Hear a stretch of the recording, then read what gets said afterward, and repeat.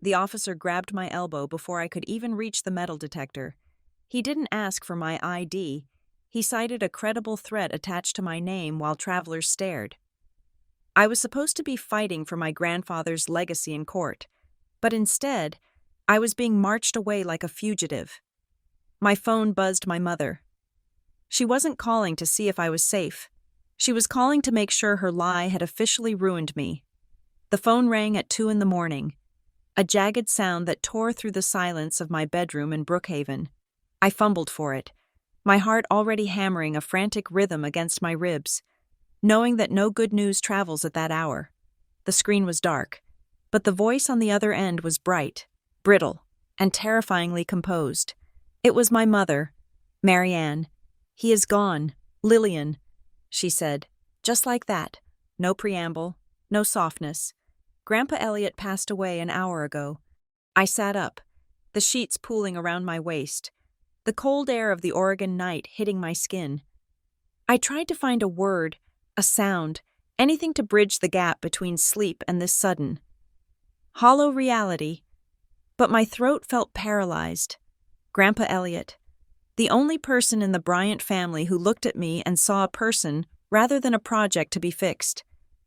"We are handling everything," my mother continued, her voice gaining a cadence of efficiency that I knew too well. "Graham and I are already in Massachusetts. We flew out yesterday when things looked bad. We did not want to worry you until we knew for sure. You didn't call me," I finally managed to say, the words scraping out. "You didn't tell me he was dying." "It happened very fast," she said, dismissing my pain with a sigh that suggested I was being unreasonable. "Listen, Lillian, there is a lot of administration to deal with. The funeral home, the estate. It is going to be messy." I rubbed my eyes, trying to clear the fog.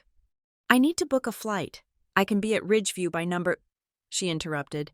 "That is actually why I'm calling. Sweetie, there is a hearing I asked. He died an hour ago.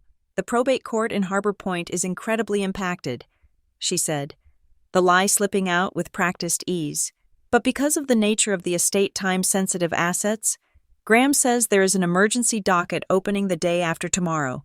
We have to move fast or the state locks the accounts for months. It is just a formality. You do not need to be there. In fact, it is better if you aren't. You know how emotional you get in high-pressure situations." The sting was familiar, like a rubber band snapped against the inside of my wrist. How emotional you get. It was the family tagline for Lillian Bryant. Lillian the sensitive one. Lillian the scatterbrained one. Lillian who needed to be managed. "I am coming."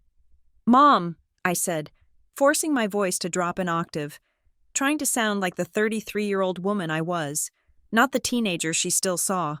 "I am his granddaughter. I am coming to the funeral, and I am coming to the hearing." There was a pause on the line, a heavy, loaded silence. "Fine," she said, her tone shifting from efficient to icy. "If you feel that is necessary, but do not expect us to pick you up. We are swamped." She hung up before I could say goodbye. I sat in the dark for a long time, staring at the wall. My chest ached, a dull, physical bruising. But beneath the grief, something sharper was waking up. Suspicion. My parents, Graham and Marianne Bryant, were many things organized, ambitious, socially conscious, but they were never sloppy, and they were never, ever open about money. I opened my email on my phone. There was a notification from a generic address, forwarded by my father 5 minutes after the call ended. Notice of emergency probate hearing estate of Elliot Voss Bryant. I squinted at the screen. The document looked official enough, stamped with the seal of the Commonwealth of Massachusetts. It listed the date, the time, and the location: Harbor Point Probate Court, Room 4B. But as I scrolled down, I noticed the attachment label at the very bottom of the email chain. It didn't say final_notice ... PDF ... It said draft_motion_ rev3_g ... Bryant ... PDF ... Graham Bryant ... My father ... They hadn't just received this notice ... They had helped draft it. I got out of bed and went to my laptop, my hands trembling slightly. I booked the first flight out of Ridgeview International for 6 in the morning. It cost a fortune, 3 times the normal rate for a cross-country ticket to Boston, but I didn't care. I put it on my credit card. I printed the boarding pass. I packed a suitcase in 10 minutes, black dress, blazer. The heels I hated, but that made me look taller, more formidable. I needed to be formidable. By 4 in the morning, I was in a rideshare heading to the airport.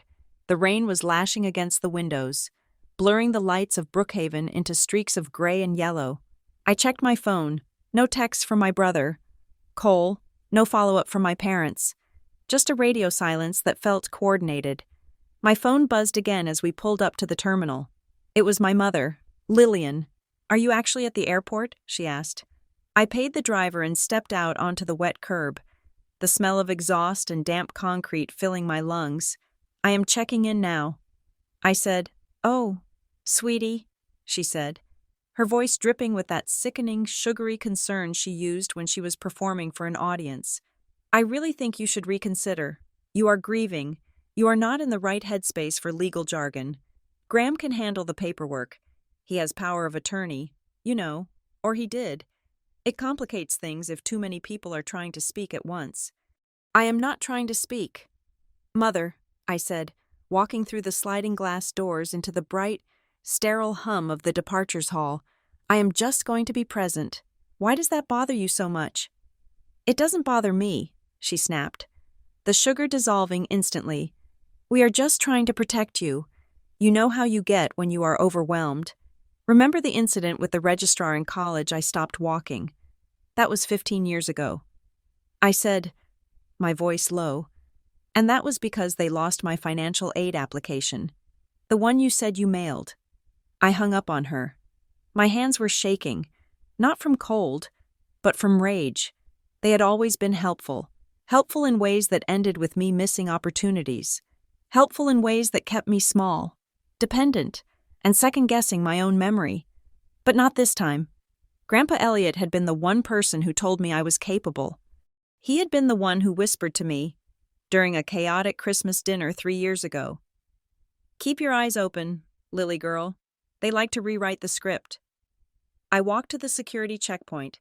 The line was thin for this early in the morning. I scanned my boarding pass at the automated kiosk. It beeped green. I moved forward, placing my shoes in the bin, sliding my laptop out of its case. I walked through the millimeter wave scanner, holding my hands above my head, closing my eyes for a second, just wanting to be on the plane, in the air, away from their voices. "Step out. Please." I opened my eyes. A TSA agent was standing there, not looking at me, but looking at a screen. He gestured with a gloved hand. "To the side, ma'am." I stepped out, confused but compliant. "Is there a problem?" I asked. "Did I leave something in my pocket?" He didn't answer. He signaled to a supervisor. A moment later, 2 officers from the airport police department materialized from the periphery. They weren't running, but they were moving with a directness that made the air in my lungs freeze. Lillian Bryant, one of them, asked. He was older, with graying temples and a face that gave nothing away. "Yes," I said, clutching my elbows. "What is going on? Please come with us, ma'am. Bring your belongings." People were staring now. A businessman putting his belt back on paused to watch. A mother shushed her crying toddler, her eyes widening as she saw the uniforms flanking me. Heat rushed up my neck. I wasn't a criminal. I was a librarian from Oregon. I paid my taxes. I returned my shopping carts. Why, I asked, my voice trembling despite my best efforts. "I have a flight in 40 minutes. My grandfather just died. I need to get to Boston. We have a credible report regarding your travel," the officer said. He placed a hand lightly but firmly on my upper arm, guiding me away from the secure area.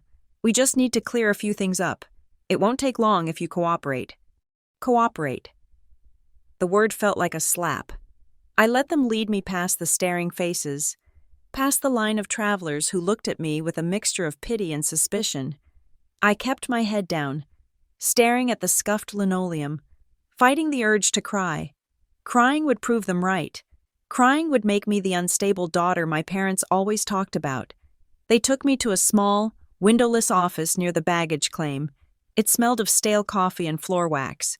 There was a metal table, 3 chairs, and a fluorescent light that buzzed with an irritating, insect-like hum. "Sit down, Ms. Bryant," the older officer said. He sat across from me, opening a folder. He didn't look malicious, just weary. I sat. My hands were gripping the edge of the table so hard my knuckles were white. "What is this about? Is it my ID? Is it a mistake?" "We received a flagged alert through the regional safety portal regarding a passenger matching your description and itinerary," he said, glancing at a paper. "The report suggests you may be transporting prohibited items or may be traveling with intent to cause a disturbance due to a mental health crisis." I stared at him, my mouth falling open. A mental health crisis. "I am going to a funeral." The report was quite specific, he said, his eyes locking onto mine. It cited a history of erratic behavior. It also provided identifying details to confirm we had the right person. What details, I demanded. He looked down at the paper. "It lists a former address on Sycamore Street in Brookhaven. I lived there 5 years ago." I said, "That is public record. It lists a former employer." The officer continued, "The Ridgeview Public Library. I work there now." I said, "Anyone could look that up on LinkedIn." "This is ridiculous. Who filed this?" "We cannot disclose the source of a safety concern," he said calmly, "but there is one more detail used for verification. The report mentions a distinguishing mark. A crescent-shaped scar on the inner left wrist, roughly 2 inches long." The room went silent. The buzzing of the light seemed to get louder, drilling into my skull. I slowly turned my left hand over. There, pale against my skin, was the jagged, white line of a scar I had gotten when I was 10 years old. I had fallen through a glass door at our summer cabin. It wasn't visible in photos.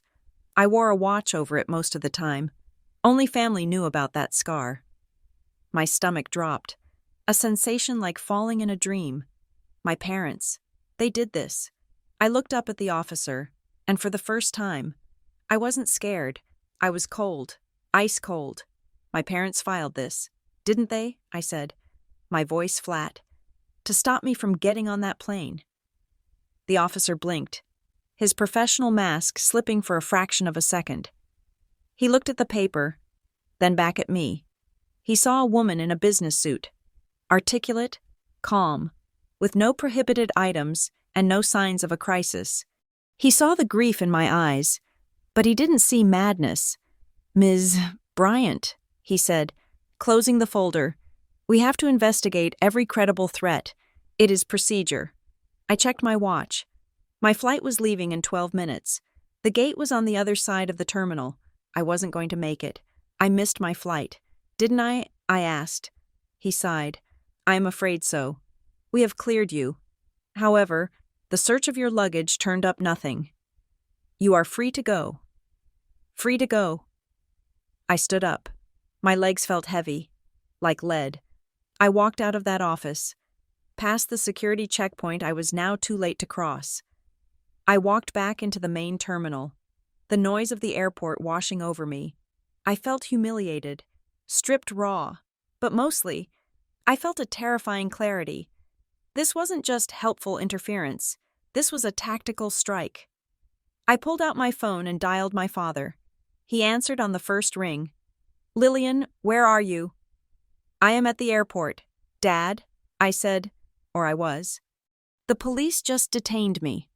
There was a silence, not a shocked silence, a waiting silence.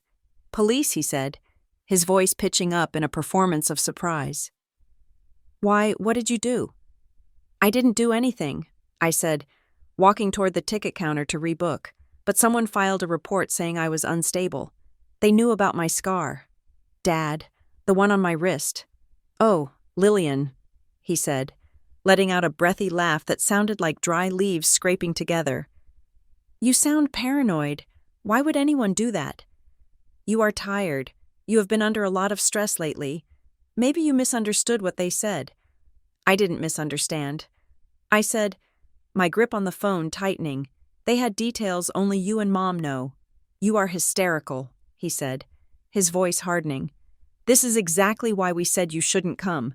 You are making a scene before you even leave the state. Just go home. Lillian, we will FaceTime you during the service. It is for the best. I hung up. I couldn't listen to him anymore. If I listened, I might start believing him.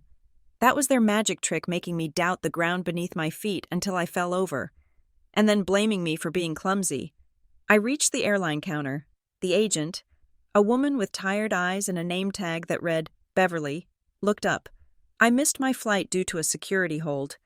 I said, keeping my voice steady, I need to book the next available seat to Boston. I don't care about the cost. She typed on her keyboard, frowning. Can I have your ID? Hun? I handed it over. She tapped a few more keys, then stopped. She looked at the screen, then at me. Ms. Bryant, I am seeing here that your return ticket has also been canceled. What I asked? No. I only booked a one-way. I haven't booked a return yet. No, she said, turning the screen slightly so I could see. There was a round-trip itinerary here under your confirmation number. The return leg was canceled 10 minutes ago. And it looks like the remaining value of the outbound ticket was voided by the purchaser. I purchased it. I said, I used my card. Well, the system shows the cancellation was processed through the online portal. She said, whoever did it had the login credentials for the frequent flyer account associated with this booking. My parents knew my passwords. Years ago, my mother had helped me set up my travel accounts so I wouldn't lose track of the miles. I had never changed them. I never thought I had to. So I have no ticket, I asked. You have no active itinerary, Beverly said gently. And the next flight to Boston is fully booked until tomorrow morning. There's a storm system moving into the Midwest, messing up connections. I stared at her. Tomorrow morning would be too late. The hearing was at 9 o'clock in the morning the day after tomorrow. If I waited until tomorrow to fly, and there were any delays, which there always were, I would miss it. Someone canceled it from the app, I asked. Yes, she said. Look, honey, this looks like identity theft. You should file a report. I nodded slowly. It wasn't identity theft. It was identity erasure. I stepped away from the counter and walked blindly toward the nearest restroom. I locked myself in the handicapped stall and sat on the closed toilet lid. The airport sounds were muffled here, replaced by the rush of water and the hum of the ventilation. My hands were shaking so hard I could barely hold my phone. They had called the police on me. They had canceled my ticket. They were gaslighting me in real time. This wasn't just about stopping me from attending a funeral. You don't risk a federal incident just to keep your daughter from crying at a graveside. They were afraid. They were terrified of me being in that courtroom. Why Grandpa Elliot wasn't a billionaire? He was a successful architect who had retired comfortably, but he wasn't a tycoon. What were they hiding?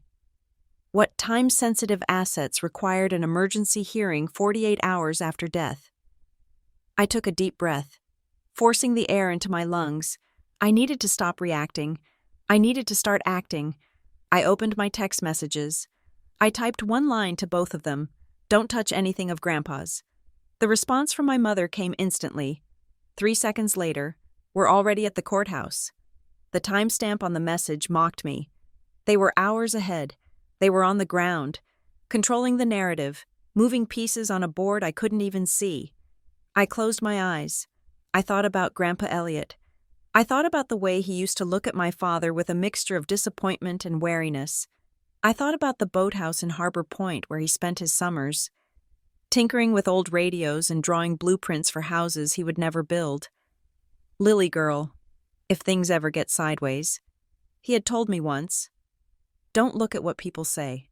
Look at what they touch. My parents were touching the court system. I opened the email with the probate notice again. I scrolled past the terrifying attachment, past the date, down to the bottom where the legal representatives were listed.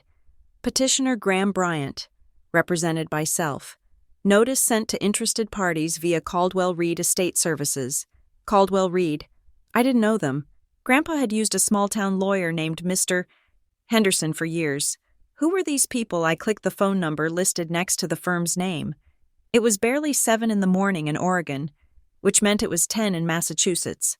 The phone rang, and rang, and rang. Finally, a voicemail picked up. It was a woman's voice, crisp and professional. "You have reached the office of Nora Reed. Please leave a message." I waited for the beep. "My name is Lillian Bryant," I said, my voice echoing slightly in the tiled stall. "I am the granddaughter of Elliot Bryant. I have just been detained by police at Ridgeview Airport because of a false report filed by my parents. My flight was canceled by someone accessing my account without my permission." I took a breath.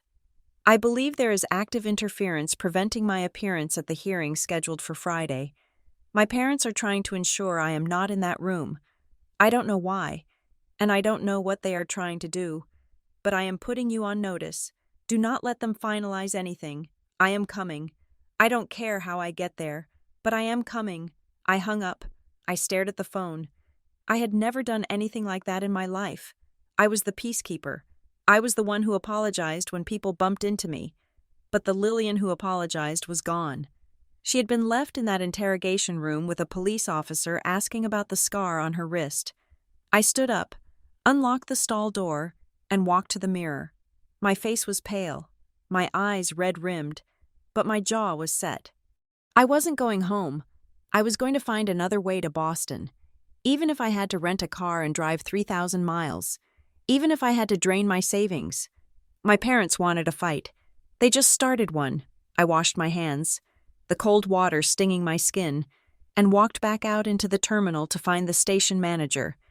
I needed answers, and I wasn't going to ask nicely anymore. I found the station manager's office near the ticketing wing. His name, according to the placard on the door, was Davis Klein. I didn't knock. I walked in, startling a man who was halfway through a sandwich. "Can I help you?" he asked, wiping mustard from his lip. "My name is Lillian Bryant," I said, planting my hands on his desk. "Someone used a computer to cancel my ticket and flag me as a security risk. I need you to tell me exactly where that login came from." He looked at me, assessing the situation. He saw the desperation, but he also saw the resolve. Most people would have called security again.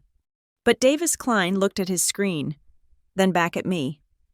"Sit down," he said quietly. "Let's see what the logs say." He typed for a moment, his brow furrowing. "Okay, here's the cancellation. It wasn't done from the app. It was done from a desktop browser, where I asked." He clicked a few more times. "IP address resolves to Harbor Point, Massachusetts, a hotel network, the Harbor View. Grand. My parents' favorite hotel." "Okay," I said, my voice trembling with vindication. "That proves it. It proves someone in Massachusetts has your password." He said, "Look, Ms. Bryant, I can't restore the ticket because the flight is full, but what I have a jump seat on a cargo partner flight leaving for Logan in 2 hours." He said, "It's not comfortable. It's loud. And technically, it's for courier staff. But if you are willing to sign a waiver, I can list you as a courier for an essential document transfer." I looked at him. "Why would you do that?" He turned the screen toward me. I saw the notes on my file. Customer distress, police cleared, sabotage suspected, because I have an ex-wife who once canceled my credit cards while I was in London. He said with a grim smile, "I know the look." I signed the waiver. 2 hours later, I was strapped into a fold-down seat in the back of a 767 freighter, surrounded by pallets of mail and seafood. The plane smelled of jet fuel and cold air. There were no flight attendants. There was no drink service. I pulled my knees to my chest and watched the Oregon coastline disappear beneath the clouds. I was coming. Grandpa. I closed my eyes and let the roar of the engines drown out the memory of my mother's voice. They thought they had erased me. They thought I was the unstable, fragile daughter who would crumble at the first sign of resistance. They were about to learn that fragile things, when they break, become sharp. I took out my phone and changed every password I had. Email, bank, social media. As I was updating the recovery settings on my email, I noticed something in the forwarding tab. Forward all incoming mail to M. Bryant _ nov92@gmail.com, November 1992. My birth month and year. They had created an email address that looked like mine, used my birthday as a password, and had been siphoning my life for God knows how long. I felt a wave of nausea, but I swallowed it down. I took a screenshot. Evidence. I wasn't just a granddaughter anymore. I was a plaintiff. And I was coming to Harbor Point to burn their narrative to the ground. The plane banked right. Turning east, I rested my head against the vibrating plastic of the fuselage and waited for the war to begin. The phone vibrated against my ribcage, startling me out of a light, uneasy doze. I was wedged into the jump seat of the cargo plane, the drone of the engines vibrating through the floorboards. We had just touched down at a logistics hub in Chicago for a refueling stop before the final leg to Boston. My signal had returned, and with it, the reality of the war I was heading into. The number was unfamiliar, a Massachusetts area code. I unbuckled my harness and answered, my hand shielding the microphone from the industrial hum of the cabin. "Hello, Ms. Bryant." The voice was sharp, devoid of the soothing cadence people usually adopt when speaking to the bereaved. It was a voice that sounded like expensive stationery and billable hours. "This is Nora Reed. I received a voicemail from you regarding the estate of Elliot Bryant." My breath hitched. "Thank you for calling me back," I said, trying to find my footing. "I am currently in transit. My parents. I listened to your message." She interrupted. Her tone was efficient. Cutting through my explanation, "You allege interference. You claim you are being blocked from the hearing." "Yes," I said. "I was detained by police. My ticket was canceled. Ms. Bryant, I am going to ask you 2 questions, and I need you to answer them without emotion. Can you do that?" I swallowed hard. "Yes. First, who benefits if you are absent from this hearing? My parents," I said instantly. "Graham and Marianne Bryant." "Second, do you have proof that you intended to appear, not just that you wanted to, but that you made a financial and logistical commitment to be there?" "I have the canceled ticket receipt," I said, "and I have a police case number."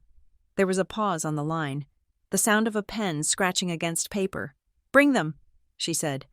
"That is it?" I asked, feeling a surge of panic. "You aren't going to tell me if you can stop them. I cannot stop a train that is already moving." "Ms. Bryant," Nora said, "but I can derail it if the track is crooked. Get to Harbor Point. Do not speak to your family until you see me." "And Ms. Bryant." "Yes, walk fast." The line went dead. I stared at the phone. She hadn't promised to help me. She hadn't offered condolences, but she had taken the call. As the plane began refueling, I pulled a folded piece of paper from my blazer pocket. I had gone back for it right before I found Davis Klein, the station manager. After the humiliation of the interrogation, after the officer had dismissed me, a cold pragmatism had settled over me. I had realized that my parents would spin this as Lillian having an episode. They would say I got confused, or panic-stricken, and missed my flight. So I had marched back to the airport police station, my face dry and my spine stiff, and I had demanded the incident report. I need documentation that I was here. I had told the clerk at the front desk, I need proof that I was stopped by authorities, not by my own incompetence. The clerk, a young woman with kind eyes who had watched me be escorted away earlier, had printed it out quietly. "I am not supposed to give you the full internal narrative," she had whispered, sliding the paper across the counter, "but here is the case number." And I noted the origin of the tip. I looked at the document now. Under the dim cargo lights, Incident Report number 492-B, Origin of Alert, Third-Party Private Submission via Regional Safety Portal. Source IP, Anonymized Proxy. It wasn't a government watch list. It was a concern filed through a portal designed for reporting suspicious behavior. My parents had weaponized a see something, say something system against their own daughter. I tucked the paper back into my pocket. Next to the new boarding pass Davis Klein had printed for me, he had been meticulous. "I am booking this under a generic courier reference," Davis had told me back in his office, his fingers flying across the keyboard. "If your family has access to your frequent flyer account, They will be refreshing the page to see if you rebooked. They won't see this. To them, you will just disappear from the grid. He had looked at me then, really looked at me. You get there, he had said, and you make them pay for the ticket. Now, sitting in the cold belly of the plane as we prepared to take off for Boston, I unlocked my phone again. I had changed my banking passwords. I had changed my social media logins, but the email forwarding address I had found earlier was still burning a hole in my mind. Bryant_nov92@gmail.com. I navigated to the settings again, staring at the address. It was such a specific, arrogant choice. Marianne Bryant, November 1992. My birth month. Why that date? Why not just a random string of numbers? Because it was a claim of ownership. As the plane taxied, the vibration rattling my teeth, my mind began to drift back, pulling at threads I had ignored for decades. The realization didn't hit me all at once. It accumulated like silt. I thought about the scholarship to the design program in New York when I was 22. I had waited by the mailbox for weeks. My mother had been the one to hand me the envelope, her face etched with performative sympathy. It is a thin envelope. Lillian, she had said, I am so sorry. I had opened it to find a rejection, but I remembered now the seal had looked wrinkled. Had it been steamed open, had the acceptance letter been swapped for a rejection? She forged. I thought about the job offer from the architectural firm in Seattle 3 years ago. They had emailed me, enthusiastic, setting up a start date. Then, 2 days later, they had rescinded the offer. Citing unprofessional correspondence, I had been devastated. I had assumed I sent a typo-ridden reply, or that I had messed up the time zone for a meeting. My father had comforted me, pouring me a glass of wine. You are just a bit scatterbrained. Sweetie, he had said, corporate life requires a detail-oriented you just don't have. I had believed him. I had internalized it. I was Lillian the mess, Lillian who lost keys, Lillian who missed deadlines. But I hadn't sent any unprofessional correspondence. Someone else had. Someone with access to my email. Someone who used an address like Bryant_nov92. I felt a physical wave of nausea that had nothing to do with the turbulence. It wasn't just about the inheritance. It wasn't just about money. It was about control. They had been curating my failure. They had been bonsaiing my life, clipping every branch that tried to grow too tall or too far away from their shadow. Why? Because if I was successful, if I was independent, I wouldn't need them. And if I didn't need them, who would they control?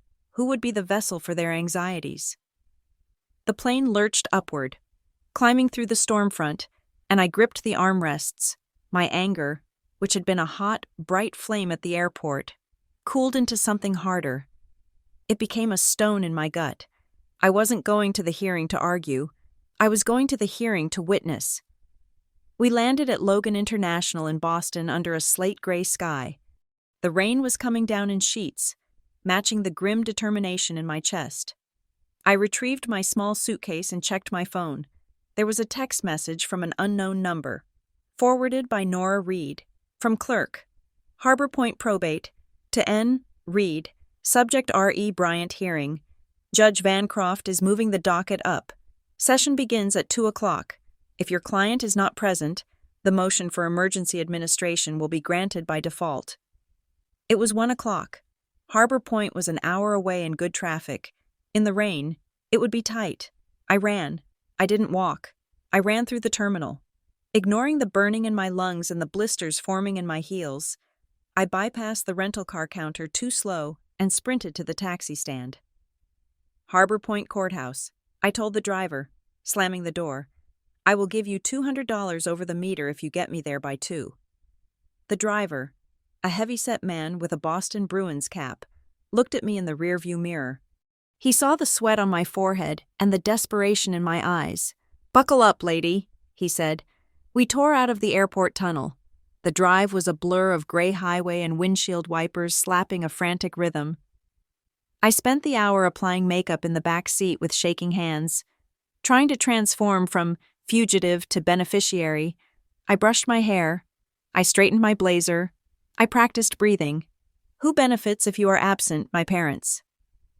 We screeched to a halt in front of the Harbor Point Courthouse at 7 minutes to 2. The building was an imposing brick structure from the 19th century, heavy and judgmental, with white pillars that looked like teeth. I threw the cash at the driver and scrambled out into the rain, and then I stopped, standing near the entrance, sheltered by the overhang. Was the welcome committee, my father, Graham, looked distinguished in a charcoal suit, his silver hair perfectly coiffed. He was speaking to my brother, Cole. Cole looked miserable, his hands shoved deep into his pockets, his posture slumped. And there was my mother, Mary Ann. She was wearing a modest black dress, clutching a handkerchief, looking for all the world like the grieving, pious daughter-in-law. They looked like a fortress, unassailable, perfect. My mother said something to Cole, and he looked up. His eyes met mine across the wet pavement. He froze. My mother turned. For a second, the mask slipped. Her eyes widened, and her mouth twisted into a snarl of genuine shock. It was a look of pure hatred, ugly and visceral. She hadn't expected me to make it. The police stop was supposed to be the end of it. But then, realizing there were people around, lawyers entering the building, clerks smoking cigarettes, her face underwent a terrifying transformation. The snarl melted into a look of tragic concern. She brought her hand to her chest. "Lillian," she cried out, her voice pitching up so everyone could hear. Oh, thank God. We were so worried, she started to move toward me, her arms opening for a hug. I didn't move. I didn't smile. I stood in the rain, letting the water soak my hair, staring at her. "Don't," I said. It wasn't a shout. It was a command. She stopped, blinking. "Lillian, honey, you look terrible. Dad said you were having trouble at the airport. We need to go inside," I said, walking past her. I didn't look at Graham. I didn't look at Cole. I couldn't look at Cole yet. If I looked at him and saw the cowardice in his eyes, I might scream. I pushed through the heavy wooden doors and into the rotunda. The air was dry and smelled of old paper. Ms. Bryant. I turned. A woman was standing near the security checkpoint. She was tall, wearing a sharp navy suit and glasses that framed intelligent, uncompromising eyes. She held a briefcase like it was a shield. "I am Lillian." I said, "I am Nora Reed." She said. She didn't smile. She didn't offer a hug. She looked me up and down, assessing the damage. "You are wet. It is raining." I said. She nodded, as if this was a satisfactory answer. "Here is the situation. We have 5 minutes. The judge is Vancroft. He is old school, irritable, and hates family drama. He wants this over with so he can go to lunch." "What do?" I asked. "You do nothing," Nora said. "You stand there. You look sane. You look boring. If they bait you, and they will bait you, you do not bite. You breathe. You let me talk. But they lied." I said, my voice rising. "They called the police on me." Nora stepped closer, her voice dropping to a whisper that was more intense than a shout. "I know, and if you go in there screaming about conspiracies and police reports, you will prove their point that you are hysterical. The court does not care about your feelings. Lillian, the court cares about the record. We are going to put the airport incident on the record, but we are going to do it calmly. We are going to be the adults in the room." She held my gaze. "Can you do that?" I took a deep breath. I thought about the scar on my wrist. I thought about the safety concern. I thought about Grandpa Elliot. "Yes," I said. "Good. Let's go." We walked into the courtroom. It was smaller than I expected, with dark wood paneling and rows of empty benches. My parents and Cole were already seated at the petitioner's table on the right. They had a lawyer with them, a man I didn't recognize, slick and eager. Nora guided me to the table on the left. "All rise," the bailiff announced. Judge Vancroft entered. He was a man who looked like he had been carved out of granite and eroded by decades of listening to lies.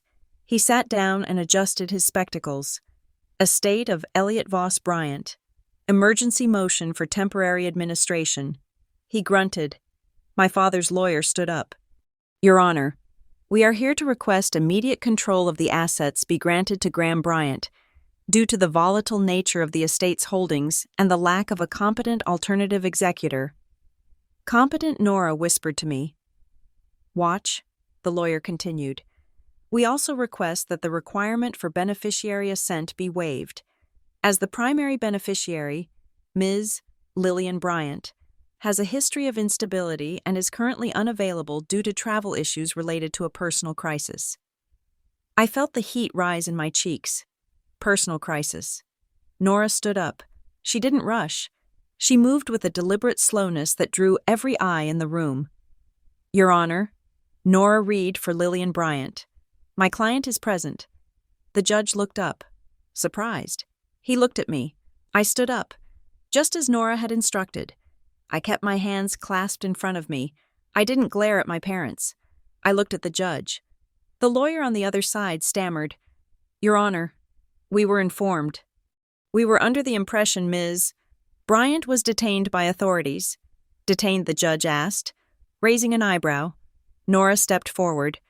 Ms. Bryant was indeed delayed. Your Honor, she was stopped at Ridgeview International Airport due to a malicious and false security report filed by a third party, a report that used private family details to trigger a police hold. Despite this coordinated attempt to prevent her appearance, she is here. My father stood up, his face red. Objection. This is outrageous. We are just trying to protect my daughter. She is clearly unwell. Look at her. She is soaking wet. She is impulsive. She missed her flight because she can't manage a schedule. And now she is blaming us. Sit down. Mr. Bryant, the judge snapped. But, Your Honor, Graham pressed, his voice gaining that commanding, reasonable tone he used to dominate dinner parties. Lillian has a long history of confusion. We are just trying to ensure Dad's estate isn't mismanaged by someone who can barely handle her own checking account. I wanted to scream. I wanted to tell them about the stolen mail, the fake emails, the gaslighting. My hands clenched into fists. Nora's hand touched my elbow. A light, grounding pressure. Breathe. The touch said, Don't give them the show. I exhaled. I loosened my hands. I looked at the judge and kept my face blank. Ms. Reed, the judge said, looking between us, you are alleging interference. We are alleging a pattern of obstruction, Your Honor, Nora said calmly, and we are requesting a continuance to allow us to submit evidence regarding the false police report and unauthorized access to my client's travel accounts. We are not prepared to move forward with administration today when the beneficiary's presence was actively sabotaged. The judge rubbed his temples. He looked at my parents, who were now whispering frantically to their lawyer. He looked at me wet, tired, but standing completely still. I am not ruling on administration today, the judge said, slamming his gavel. This smells bad. I am granting a 48-hour continuance. We will reconvene on Friday at 9 o'clock in the morning, and Mr. Bryant, my father looked up. If I find out you had anything to do with a false police report, I will hold you in contempt so fast your head will spin. We are adjourned. The gavel cracked like a gunshot. My knees nearly gave out. We had bought time, not a victory, but a pause. Nora turned to me. You did good. You didn't react. That was the most powerful thing you could have done. I looked across the aisle. My mother was staring at me, her eyes narrow slits. Graham was arguing with his lawyer. Cole was looking at the floor. I need to get out of here, I whispered. Go, Nora said. I will handle the paperwork. Do not go to the family house. Find a hotel. I walked out of the courtroom, my heart still pounding. The hallway was empty, the air cooler than inside. I leaned against the wall, trying to stop the shaking. Excuse me. I jumped. A man was standing there. He was older, wearing a faded fisherman's sweater and a cap. He looked like he belonged on a dock, not in a courthouse. Lillian Bryant? He asked. Yes, I stepped back, wary. He didn't say anything else. He just pressed a small, folded piece of paper into my hand, He told me you'd make it. The man said, he said you were tougher than they gave you credit for. Who? I asked. Who told you? But the man was already walking away, his boots heavy on the marble floor. He disappeared around the corner without looking back. I looked down at the paper. My hands were trembling as I unfolded it. It was handwritten in blue ink. Your grandfather expected this. Go to the gray mailbox on Seabrook Lane. I stared at the note. Seabrook Lane. That was near the old harbor, the working-class side of town where the tourists didn't go. I looked back at the courtroom doors. My parents were about to come out. I shoved the note into my pocket and turned toward the exit. The war wasn't over. It had just moved to a new battlefield. The rain had turned from a drizzle into a relentless driving sheet by the time the taxi dropped me at the corner of Seabrook Lane. It was only 3 miles from the courthouse, but it felt like a different country. The manicured hedges and colonial brick of Harbor Point Center gave way to weathered shingles, chain-link fences, and the pervasive, brine-heavy scent of the Atlantic. Seabrook Lane was a dead-end street lined with modest cottages that looked like they hunkered down against the winter rather than welcoming it. I paid the driver and stepped out, pulling my damp blazer tighter around me. The address from the stranger's note led me to a small, gray house with peeling trim. It looked empty, the windows dark, but the note had said the mailbox. I walked to the post at the end of the driveway. It was a galvanized steel box, dented on one side, with a faded red flag. I reached inside, my heart hammering against my ribs. My fingers brushed against metal and cardstock. I pulled them out, a heavy brass key, cool to the touch, and a small, unlined index card. Shed behind the old boathouse E. B. I stared at the handwriting, the loops of the B, the sharp slant of the E. It was Grandpa Elliot's hand, unmistakable. Tears pricked my eyes, hot and sudden, mixing with the cold rain on my face. He had written this. He had planned this. While I was in Oregon, thinking he was just a confused old man being managed by my parents, he had been laying a breadcrumb trail for me. I knew where the old boathouse was. It was behind the Marlin Key Marina, a working boatyard on the edge of the inlet where the fishermen docked. My parents hated it. My mother called it the Rust Bucket District. Grandpa used to take me there to buy fresh scallops when I was little, slipping me a $5 bill to buy a soda while he talked to the dockmaster. I walked the half-mile to the marina, the gravel crunching under my heels. My expensive court shoes were ruined, soaked through, but I didn't care. The marina was quiet, the boats bobbing in the gray swell. I found the boathouse easily a corrugated metal structure painted a fading navy blue. I walked around the back. There, nestled between the main building and a stack of lobster traps, was a small shed. It had a heavy padlock on the door. I looked at the brass key in my hand. "Please," I whispered. I slid the key into the lock. It turned with a satisfying, heavy click. I opened the door and stepped inside. The shed smelled of diesel, sawdust, and old paper. It was dry, lit only by the gray light filtering through a single dirty window. In the center of the room, sitting on a wooden workbench, was a gray metal file box. I approached it slowly, as if it might explode. I unlatched the lid.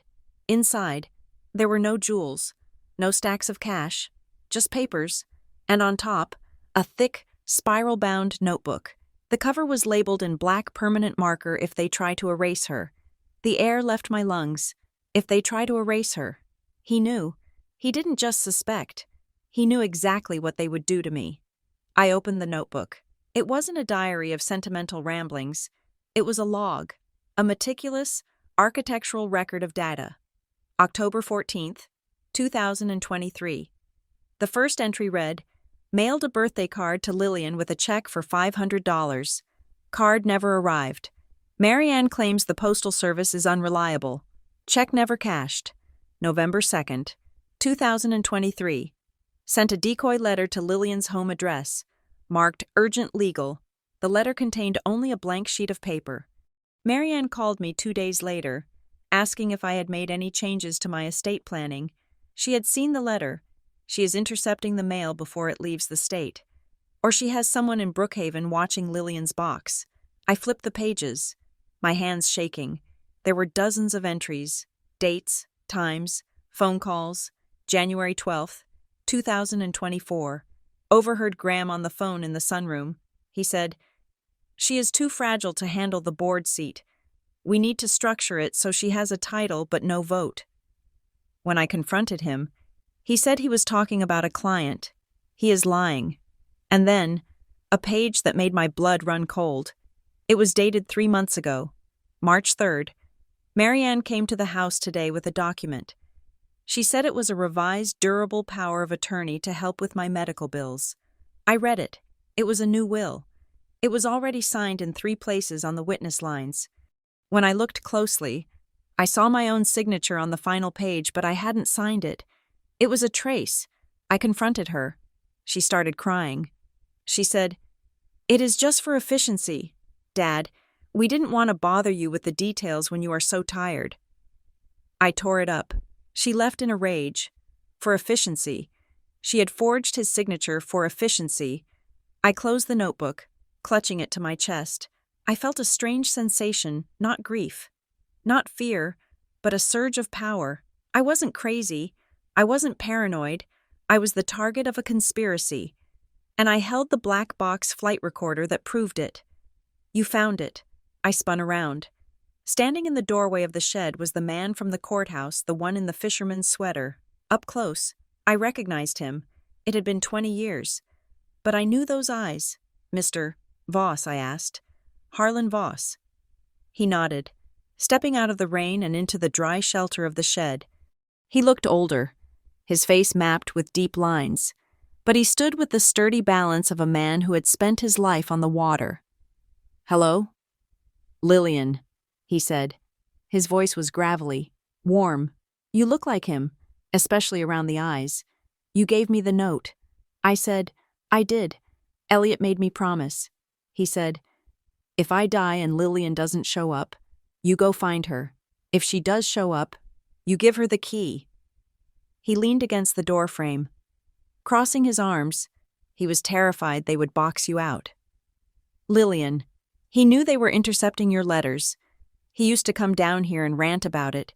Said they were trying to paint a picture of you as some broken, incompetent girl so they could justify taking over. They called the police on me at the airport. I said, my voice trembling, they told them I was unstable. Harlan didn't look surprised. He just nodded grimly. That sounds like Graham. He fights dirty when he thinks he's losing control. I looked down at the file box. Why didn't Grandpa just change the will? Why didn't he just cut them out because he knew they would challenge it?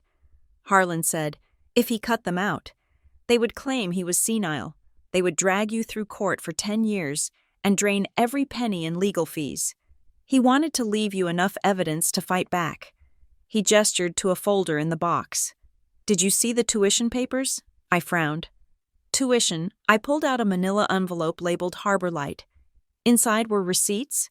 Receipts for $20,000, $10,000, $15,000, dates corresponding to my years in college and grad school.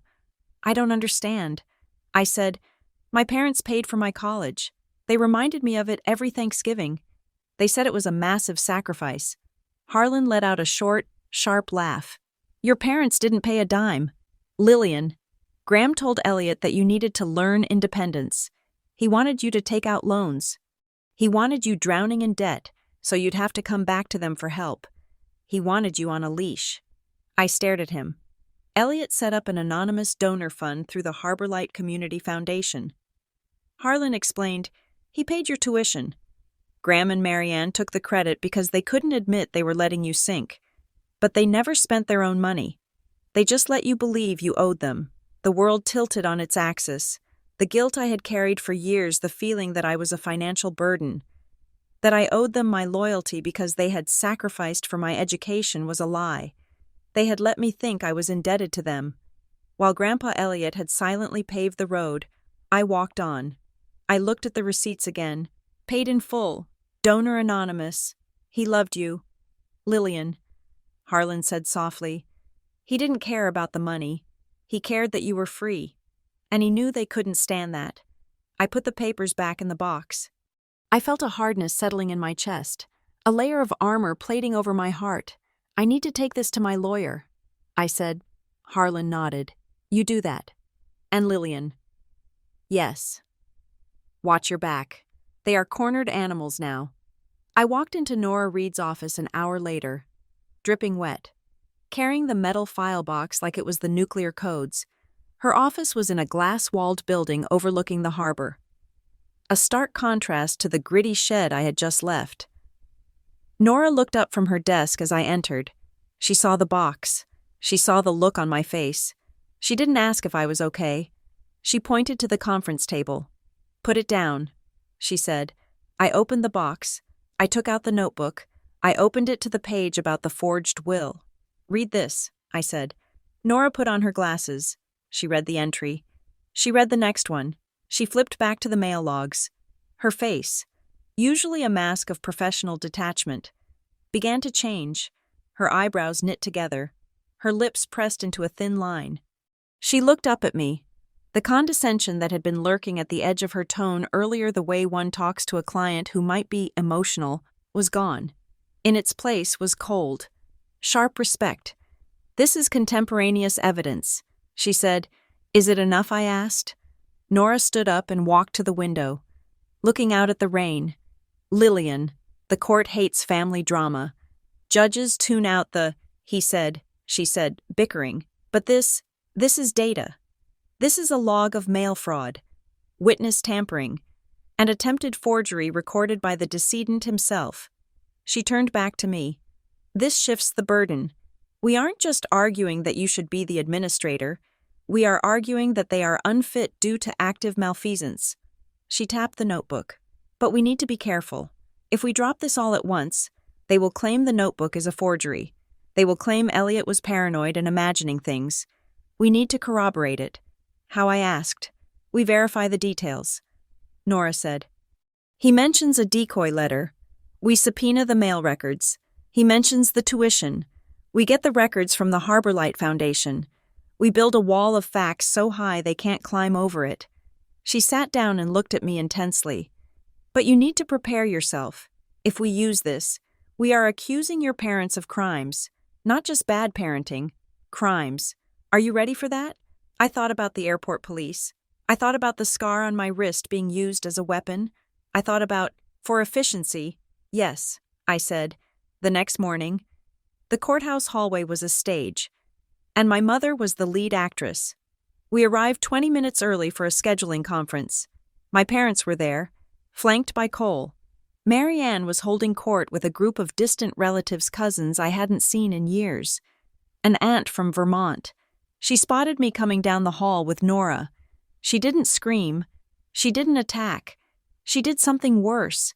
She dissolved. Oh, Lillian, she gasped, loud enough to be heard 3 courtrooms away. She turned to my Aunt Linda. Look at her. Linda, she looks so manic. I am so worried she is having an episode. She rushed toward me, her hands outstretched. Lillian, please, just come home with us. We can stop this. You don't need to do this to yourself. You are confused. I stopped. Nora stepped slightly in front of me, a physical barrier. Mrs. Bryant, Nora said, her voice ice cold. Please step back. Mary Ann ignored her. She looked at me with tear-filled eyes. Lillian, stop this. We love you. We just want you to get help. You are making a scene. I looked around. People were watching. The cousins were whispering, looking at me with pity. Poor Lillian, the unstable one. I looked at Cole. He was standing by the wall, staring at his shoes. He looked sick. Cole, I said. He looked up, startled. Tell them, I said. Tell them I am not having an episode. Cole opened his mouth. His eyes darted to Graham, who was watching him with a stone-faced glare. Then he looked at Mary Ann, whose tragic expression held a razor-sharp warning. Cole looked back at me. I saw the struggle in his face, the brother who used to build forts with me, versus the son who had been broken by their expectations. Lillian, maybe you should just listen to Mom, he mumbled. The betrayal hit me harder than the police stop. Cole wasn't evil. He was just weak, and his weakness was their weapon. I didn't scream. I didn't cry. I remembered Nora's advice. Strength can be quiet. I turned to my mother. I am not confused. Mother, I said, my voice low and steady, and I am not coming home. I will see you in court. I turned and walked away. Nora right beside me, behind me. I heard Marianne burst into fresh, theatrical sobs. She is getting worse, she wailed. Oh, Graham, she is getting worse. Let her perform, Nora murmured as we turned the corner. We have the script. In the clerk's office, we pulled the file for the emergency motion my parents had filed. We needed to see exactly what they were claiming. Nora flipped through the thick stack of papers. Here it is, she said, the affidavit of incompetence. I leaned over her shoulder. Petitioners allege that the decedent, Elliot Voss Bryant, suffered from rapid cognitive decline in the final 6 months of life, rendering him susceptible to confusion and paranoia. And here, Nora said, pointing to an attachment, this is their smoking gun. A caregiver statement. I looked at the document. It was on letterhead that looked professional, with a logo of a green tree, Crescent Elm Care Advocacy, statement of caregiver I, Sarah Miller, provided in-home support for Mr. Bryant 3 times a week from January to March. During this time, Mr. Bryant exhibited significant memory loss, confusion regarding his assets, and frequent paranoid delusions regarding his family members. He often forgot who his son was. I stared at the paper. Who is Sarah Miller, I asked. Grandpa didn't have a caregiver. He had a cleaner, Mrs. Higgins, who came on Tuesdays. He hated having people in the house. Nora frowned. I don't know. I've never heard of Crescent Elm Care Advocacy, and I know every agency in Harbor Point. She pulled out her phone. She typed the name into a search engine. Nothing, she said. No website, no reviews. She searched the state business registry. Here we go, she said. Crescent Elm Care Advocacy, LLC, incorporated 4 months ago. 4 months ago. Registered agent? Nora squinted at the screen. The registered agent is a corporate service company in Delaware. That's standard for hiding ownership. But look at the principal office address. She pointed to the screen. 1400 Dunlow Square. Suite 402.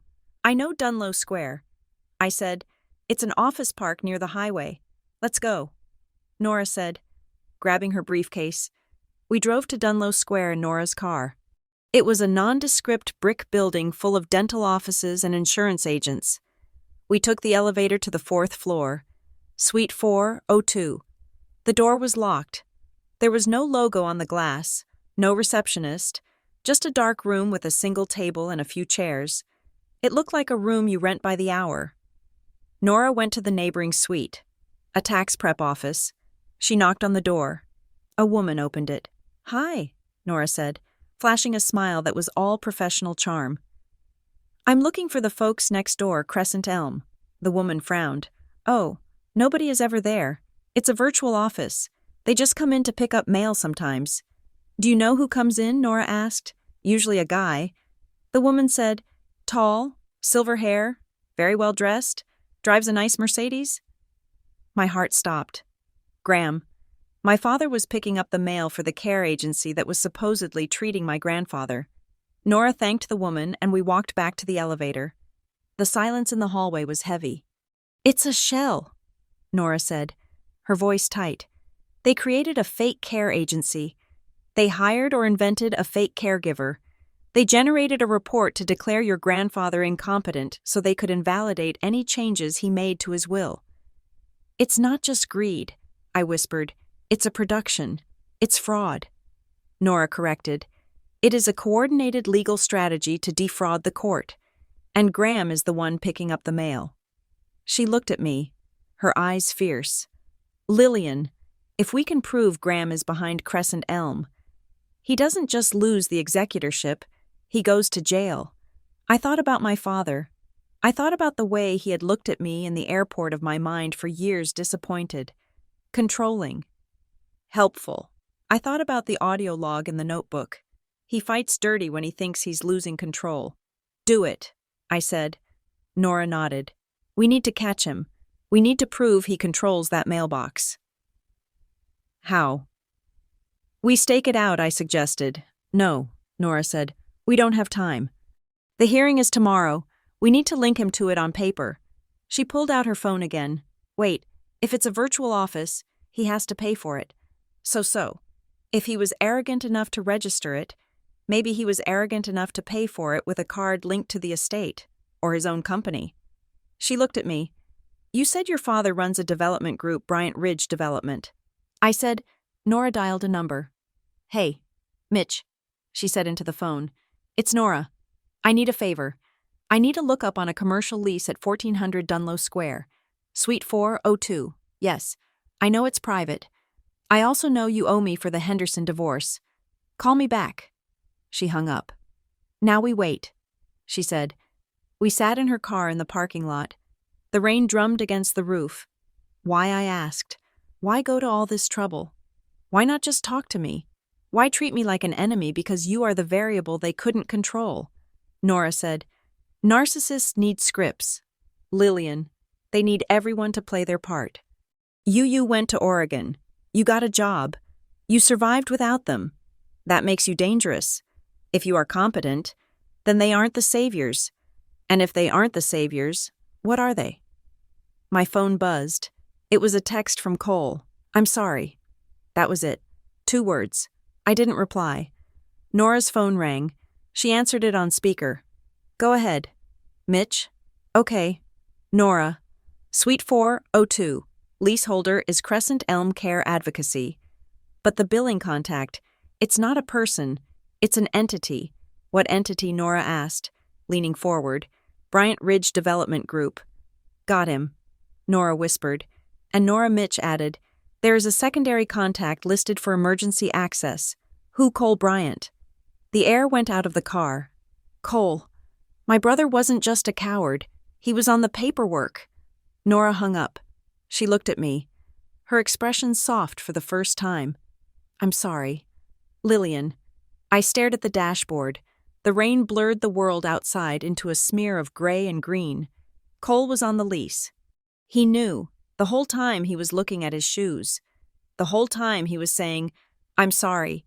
He was part of the company that was lying about our grandfather. He isn't scared of them, I said, my voice hollow. He is them. Nora started the car. We have the notebook, she said. We have the lease. We have the airport report. She put the car in gear. Tomorrow. We don't just ask for a continuance. Lillian, tomorrow. We burn the house down. I looked at the text from Cole again. I'm sorry. I deleted it. Drive, I said. The courtroom smelled of floor wax and stale anxiety. Judge Vancroft sat behind the bench like a gargoyle carved from granite, his eyes flicking between the stack of motions Nora had just filed and the visibly agitated legal team on my parents' side. We are not asking for a verdict today. Your Honor, Nora said, her voice cutting through the humid air of the courtroom, we are asking for time.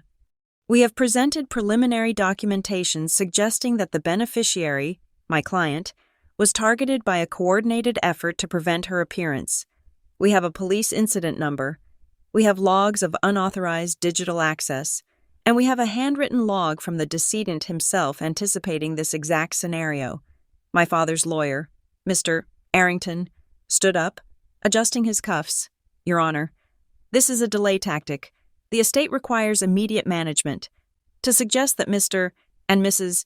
Bryant, upstanding pillars of the Harbor Point community, hacked their daughter's airline account is preposterous. Ms. Bryant is simply trying to cover for her own erratic behavior. The judge lowered his glasses. Mr. Arrington? The judge rumbled. His voice deep and bored. I have a police report here that says a concern was filed against Ms. Bryant regarding a specific scar on her wrist, a detail not generally known to the public. Unless you are suggesting the TSA has a psychic on payroll, that detail came from someone close to her. He looked at Graham. My father didn't flinch, but his jaw muscle jumped, a tiny, rhythmic spasm. I am granting a continuance of 5 business days, Vancroft said, slamming the gavel. We will reconvene on Wednesday morning. Ms. Bryant, if you have proof of this bad faith, you better bring it in triplicate. If you don't, I am appointing the parents as executors, and we are done here." We walked out of the courtroom into the bright, harsh light of the corridor. My mother was waiting there. She didn't scream this time. She looked at me with a terrifyingly blank expression, like a doll whose string had been pulled too many times. "You are making a mistake.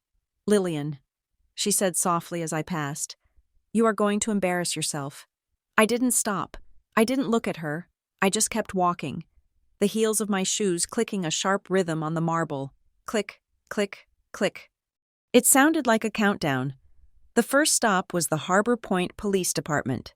Nora had insisted I file the identity theft report locally to create a paper trail in the same jurisdiction as the probate case. I sat at a metal desk across from a detective who looked too young to be shaving, let alone investigating fraud. He was typing on a computer that looked like it belonged in a museum.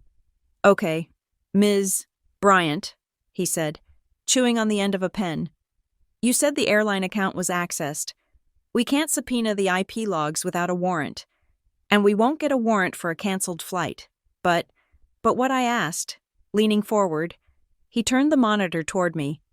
"The airline security team sent over a deeper log when you flagged it as fraud. Whoever accessed your account didn't just cancel the ticket. They updated the profile. They added a secondary verification number." My stomach tightened. "A phone number." "Yeah," he said. "It looks like they tried to set up two-factor authentication so they could lock you out completely if you tried to reset the password. But the system flagged it because the number was already associated with a different profile."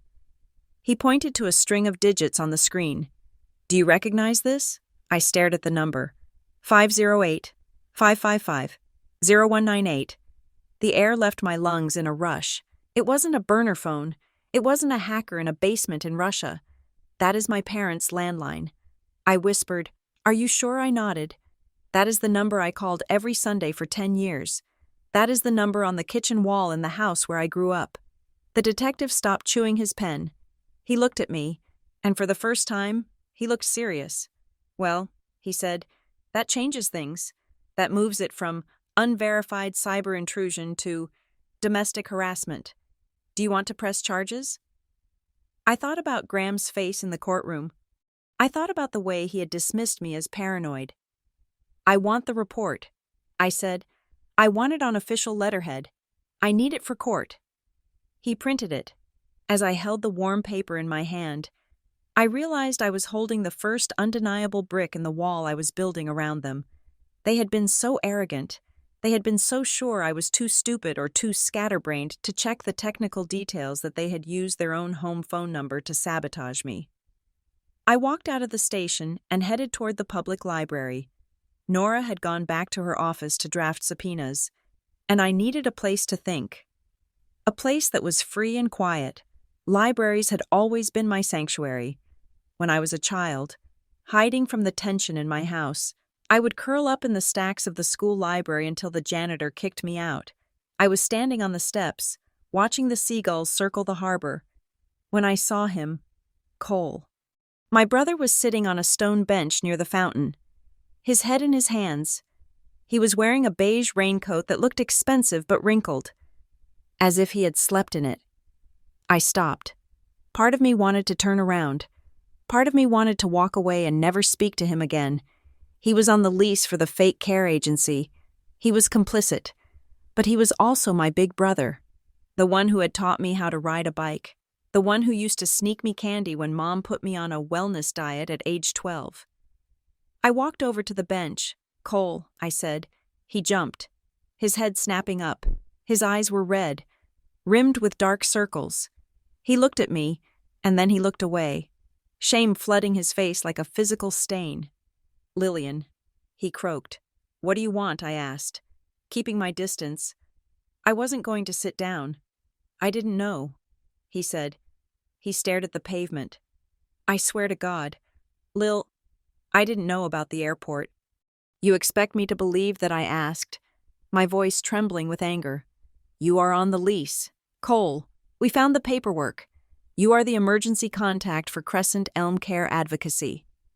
He flinched. "I just signed it," he whispered. "Dad put a stack of papers in front of me 3 months ago. He said it was for a new shell company for the development group. Tax purposes. He said, "Sign here, here, and here." I didn't read it. I never read them. I looked at him, a man in his 30s who was still acting like a child afraid of his father's belt. "You signed a document declaring Grandpa incompetent." I said, "You signed the lease for the fake office that hired the fake caregiver. You helped them erase him." "Cole, I thought they would just win," he pleaded, looking up at me. "Mom said you were going to ruin everything if you came. She said you would get emotional and stall the probate, and the bank would call the loans on the business. She said we had to protect the family." "Protect the family," I repeated. "By having me arrested, I didn't know they called the cops," he said, and his voice cracked. "I thought they were just blocking the money. I didn't know they were trying to destroy you." He took a breath, his hands shaking in his lap, and then he said something that stopped my heart. "Do you remember when we were kids?" he asked quietly.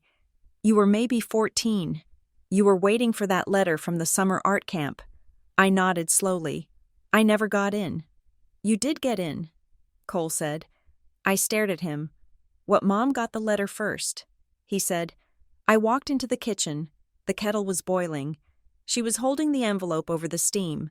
She melted the glue, opened it, and read the acceptance letter. Then she put it in the trash and put a rejection letter she had typed herself into the envelope. She resealed it with a glue stick. I felt the blood drain from my face. "Why?" I whispered. "Why would she do that?" Cole looked at me, his eyes full of a devastating, pathetic clarity. "Because it was in Vermont," he said. "It was 6 weeks away." She told me, "Lillian isn't ready to be away from us. She'll get homesick. I'm saving her the embarrassment."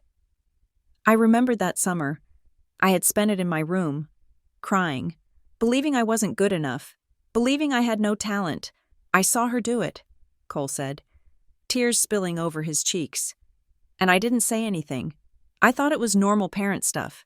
I thought that's just how they loved us, by controlling the inputs. Normal parent stuff. Steaming open mail, forging letters, gaslighting a child into believing she is a failure." I looked at my brother. I saw the ruin of a man who had been shaped by the same monsters, but unlike me, he had never escaped. He had stayed in the house. He had let them mold him until he was just an extension of their will. "I am not going to forgive you, Cole," I said. "Not today. Maybe not ever." He nodded, accepting the sentence. "But if you want to be more than their signature stamp," I said. "I need something, anything." He said, "I need the texts." I said, "I need the group chat between you and Mom and Dad. I need proof of where they were when the police report was filed. I need you to screenshot everything before they delete it." Cole hesitated. I saw the fear in his eyes, the ingrained, primal fear of Graham Bryant. "If you do this," I said, "you are crossing them. There is no going back." He looked at the courthouse in the distance. Then he looked at me. He reached into his pocket and pulled out his phone. He didn't hand it to me. He unlocked it. He opened the message thread. He started tapping. "I'm sending them to you," he said, his voice barely a whisper. God help me. My phone buzzed with the screenshots as I walked back to Nora's office. I didn't look at them yet. I couldn't handle any more toxicity. Nora was waiting for me. "We have a lead on the mailbox," she said. We drove back to Dunlow Square. This time, we didn't go to the 4th floor. We went to the reception desk of the co-working company. Nexus Space, located in the lobby, the receptionist was a young woman with bright purple braids and a bored expression. "Hi," Nora said, flashing her badge. "I am an attorney representing an estate case. We are trying to verify the identity of a tenant who rents a mailbox in Suite 402. Crescent Elm Care Advocacy. We don't give out tenant info," the girl said automatically. "We don't need the info," Nora said, sliding a photo across the counter. It was a picture of my father from a local society magazine. "We just need to know if this is the individual who picks up the packages." The girl looked at the photo. She squinted. "Oh, yeah," she said. "That's Mr. Sterling?" "Sterling," I asked. "That's the name he uses." She said, "Graham Sterling. He comes in every Friday. He's super particular. Always complains if the mail isn't sorted right." Nora looked at me. Sterling, his middle name, Graham Sterling Bryant. Can you print a log of his access card swipes? Nora asked. I'm not supposed to. The girl said. Nora leaned in. If this man is using your facility to commit fraud against a vulnerable senior citizen, do you really want Nexus Space to be named as a co-conspirator in the lawsuit? Or would you rather be a helpful witness? The girl typed. The printer whirred. We walked out 5 minutes later with a time-stamped log showing Graham Sterling entering the building on the exact dates that the fake caregiver reports were mailed. It was tightening. The noose was tightening. I needed one last thing. The note in the mailbox had said, "Shed behind the old boathouse," but Grandpa had also left instructions with a neighbor. I drove to the house on Shoreline Drive. My childhood home was a few miles inland, but this was Grandpa's house, a sprawling, shingle-style cottage overlooking the water. It was where I had felt safest. I pulled into the driveway. A shiny new padlock hung on the front gate. A sign was staked into the lawn. Private property secured by Bryant Ridge Security. They had locked it down. They were treating his home like a crime scene they needed to scrub. Lillian, I turned. Mrs. Halford, Renee, was standing on her porch next door, waving me over. She was 70 years old, wearing a gardening apron, and she looked furious. I ran across the lawn to her. They changed the locks the morning he died, Renee hissed, pulling me into her foyer. Your father showed up with a locksmith at 8 o'clock in the morning, didn't even wait for the body to be cold. He is afraid of what's inside. I said, he should be, she said. She walked to a china cabinet and opened a drawer. She pulled out a small, polished wooden box. It was made of cherry wood, smooth and dark.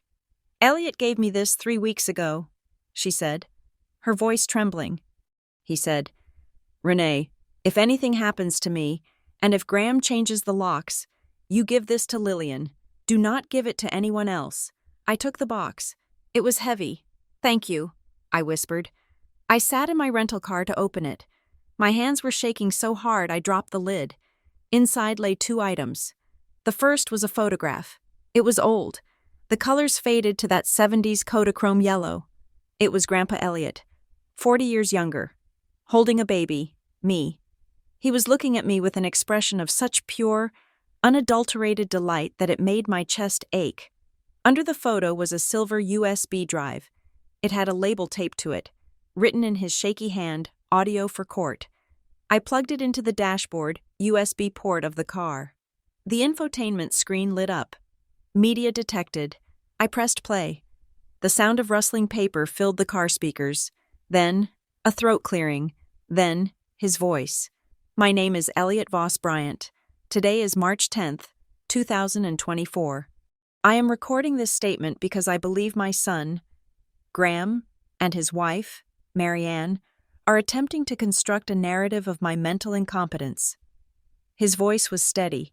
It wasn't the voice of a confused old man.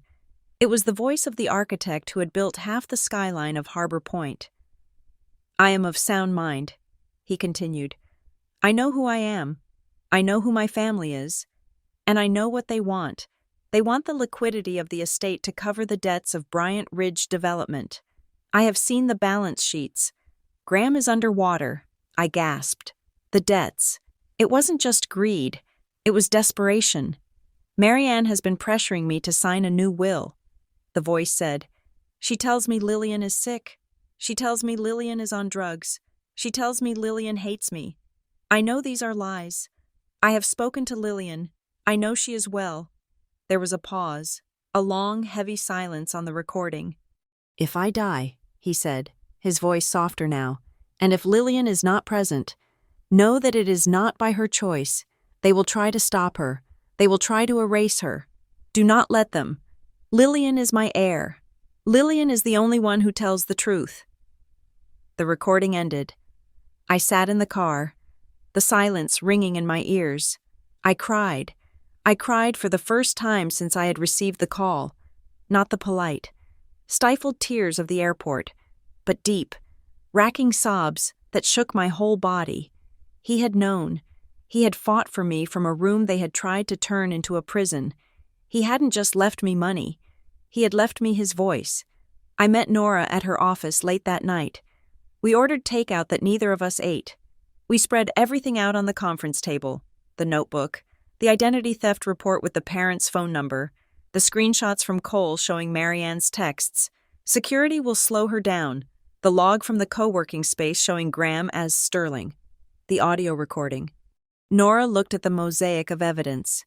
She took off her glasses and rubbed her eyes. "This isn't a probate case anymore," she said quietly. "No."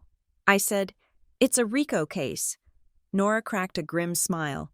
"Let's not get ahead of ourselves. But it is a pattern, and that is how we win." She stood up and walked to the whiteboard. She uncapped a marker. "Strategy," she said, writing the word in bold letters. "We do not go in there and scream that they are evil." She said, "We do not call them names. We do not cry." She drew a circle. "We construct a timeline. We show the judge that every single accident that kept you away was actually a deliberate, documented action taken by them." She drew a line connecting the police report to the phone number. Step 1. The obstruction. We prove they physically prevented the beneficiary from attending. That invalidates their emergency motion. She drew another line connecting the co-working log to the caregiver fake. Step 2. The fraud. We prove they manufactured the incompetence claim. That destroys their credibility. She drew a final line connecting the audio recording to the will. Step 3. The intent. We play the tape. We let Elliot testify from the grave. She capped the marker and turned to me. "By the time we are done, Lillian, the judge won't just be denying their motion. He will be referring them to the district attorney." She looked at me. "This is the nuclear option. If we do this, the family is dead. There is no Thanksgiving after this. There is no reconciliation. You are sending your parents to a potential criminal inquiry." I looked at the photo of Grandpa holding me. I looked at the scar on my wrist. I remembered the steam rising from the kettle in the kitchen as my mother melted the glue on my future. "They died a long time ago," I said. "They just forgot to lie down." Nora nodded. "Then let's bury them." Wednesday morning broke with a deceptive calm. The storm that had lashed Harbor Point for 3 days had finally rolled out to sea. Leaving behind a sky the color of a bruised plum, an air so thick with humidity it felt like breathing through wet wool. I arrived at the courthouse 15 minutes early. I wore the same navy blazer I had worn on Monday, dry cleaned and pressed, a suit of armor for the modern woman under siege. Nora Reed was already there, standing by the security checkpoint, her briefcase looking heavier than before. "Ready?" she asked, her eyes scanning my face for cracks. "Ready," I said. We walked into Judge Vancroft's courtroom. The atmosphere was different today. On Monday, it had been administrative, a bureaucratic scuffle over dates and filings. Today, it felt like a gladiatorial arena where the lions had been starved. My parents were already seated. Graham wore a suit that probably cost more than my car. His silver hair brushed back, his face composed in a mask of grieving dignity. Marianne was in charcoal gray, a color chosen to suggest piety and sorrow, but it was the woman sitting next to them who drew my attention. She was young, perhaps 25, with blonde hair pulled back in a severe bun, and a suit that looked like it had been bought specifically for this morning. She sat with her hands folded on a leather portfolio, staring straight ahead. "That is the representative from Crescent Elm," Nora whispered. "She looks like a stock photo," I whispered back. "Precisely," Nora said. "All rise." Judge Vancroft swept in, his black robes billowing. He looked even more irritable than he had on Monday. He sat down, arranged his papers, and glared over his spectacles at the defense table. "We are reconvening in the matter of the estate of Elliot Voss Bryant." He rumbled, "Mr. Arrington, you filed an affidavit of incompetence supported by a caregiver statement from Crescent Elm Care Advocacy. Is your witness present, Mr.?" Arrington stood up, smoothing his tie. "Yes, Your Honor. We have Ms. Chloe Senders, the Director of Client Relations for Crescent Elm." Ms. Senders stood up. She smiled, a bright, rehearsed expression that didn't reach her eyes. "Take the stand." The judge grunted. She walked to the witness box, her heels clicking nervously. She was sworn in. Mr. Arrington began his questioning. It was a softball game. Mrs. Senders, can you tell the court about the nature of the care provided to Mr. Elliot Bryant? Ms. Senders nodded. Yes, our agency provided companion care and cognitive support 3 times a week. Our caregiver, Sarah Miller, reported significant decline, confusion, and aggression. Mr. Bryant often did not know where he was. And in your professional opinion, Arrington asked, was he capable of making complex financial decisions? Absolutely not. She said, he was operating at a very low level of executive function. Thank you. Arrington sat down, looking smug. My mother dabbed her eyes with a handkerchief. Nora stood up. She didn't smile. She didn't look at the judge. She looked directly at Ms. Senders. Miss Senders, Nora began, walking toward the stand. How long have you been the Director of Client Relations for Crescent Elm since the founding of the company? Ms. Senders said. And when was that, earlier this year? Nora nodded. And how many other clients does Crescent Elm currently serve? Ms. Senders blinked. We value our clients' privacy. I am not asking for their names. Nora said, I am asking for a number. 550, Ms. Senders shifted in her seat. We are a boutique agency. We focus on quality over quantity. Is the number 0? Nora asked sharply. Objection, Arrington shouted. Relevance. It goes to credibility, Your Honor, Nora said. Overruled. The judge said, answer the question. Ms. Senders looked at Graham. Graham stared at the table. We are currently in a growth phase. She stammered, Mr. Bryant was our primary client. I see, Nora said. She walked back to our table and picked up a piece of paper, the log from the co-working space. Now, Ms. Senders, your agency is listed at 1400 Dunlow Square. Suite 402. Is that correct? Yes. Is that a medical facility? It is an administrative office. Nora handed the paper to the bailiff. Your Honor, I would like to submit into evidence a tenant log from Nexus Space, the co-working facility at that address. It shows that Suite 402 is a mailbox rental only. It has no offices, no staff, no medical equipment. Ms. Senders' face went pale, and, Nora continued, turning back to the witness, are you aware that the access log for this mailbox shows it is accessed exclusively by a man using the alias Graham Sterling? Ms. Senders opened her mouth, but nothing came out. She looked terrified. I am just a contractor, she whispered. They paid me $500 to come here and read the statement. The courtroom went deadly silent. Graham shut his eyes. Marianne gasped, a sound that was genuine for the first time all morning. Mr. Arrington stood up, looking flustered. Your Honor, I had no idea. Sit down, Counsel, Judge Vancroft roared. He turned his glare on Ms. Senders. You are excused, young lady, and do not leave the building. She fled the stand. Nora sat down. She didn't gloat. She just adjusted her cuffs. Graham stood up. He didn't wait for his lawyer. He stood up, his face red, his hands gripping the table. Your Honor, this is ridiculous, he shouted. So I used a private service to manage Dad's care. Is that a crime? The girl is confused.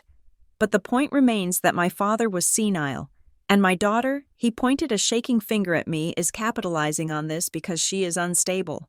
He turned to look at me, his eyes full of venom. She has a history of mental episodes. She missed her flight because she had a panic attack at the airport. She is impulsive, she is vindictive, and she is trying to destroy this family because she has never been able to hold down a real job or a real relationship, Lillian, my mother hissed, pulling at his sleeve. Graham, stop. But he didn't stop. She was detained by police, he yelled. Ask her why the police stopped her. Judge Vancroft banged his gavel. Mr. Bryant, sit down or I will have you removed. Nora stood up calmly. Your Honor, Nora said, her voice cutting through Graham's noise like a razor. We are not here to try my client's personality. We are here to try interference. And since Mr. Bryant is so eager to discuss the airport incident, I would like to call Lillian Bryant to the stand. I stood up. My legs felt heavy, but my head was clear. I walked to the witness box. I swore on the Bible. I sat down. Ms. Bryant, Nora asked, why did you miss your flight on Monday morning? I looked at the judge. I didn't look at Graham. I was detained by airport police at the security checkpoint. I said, keeping my voice flat and factual. Why? Because a report had been filed through a third-party safety portal, alleging that I was a threat to the flight. I said, did the police tell you the nature of the report? Yes. They said the tip included specific personal identifiers to establish credibility. They cited a past address. They cited a former employer. And they cited a scar on my left wrist. I held up my wrist. The jagged white line caught the courtroom light. Who knew about this scar? Nora asked. Only my immediate family. I said, it is not visible in photos. I cover it with a watch. Nora nodded. And what happened after you were released? I went to the ticket counter to rebook. The agent informed me that my return ticket had been canceled and the value voided. She said it was done through an online login, not by the airline. Did you cancel it? No. Who had access to your account? My parents helped me set it up years ago. I said, they had the password. And did you find any other anomalies? Yes. I checked my email settings. A forwarding rule had been created without my permission. All my incoming mail was being sent to an address m.bryant_nov92@gmail.com. I paused. Marianne Bryant. November, 1992. My birth month. I looked at my mother. She was staring at her lap, her hands twisting her handkerchief into a tight knot. Thank you. Ms.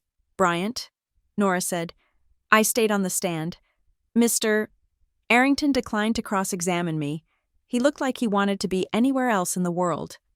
Your Honor, Nora said, we have one final piece of evidence regarding the decedent's state of mind. She pulled the small silver USB drive from her pocket. This was found in a lockbox given to a neighbor by Elliot Bryant 3 weeks before his death. She plugged it into the court's AV system. The room filled with the sound of static. Then, Grandpa's voice.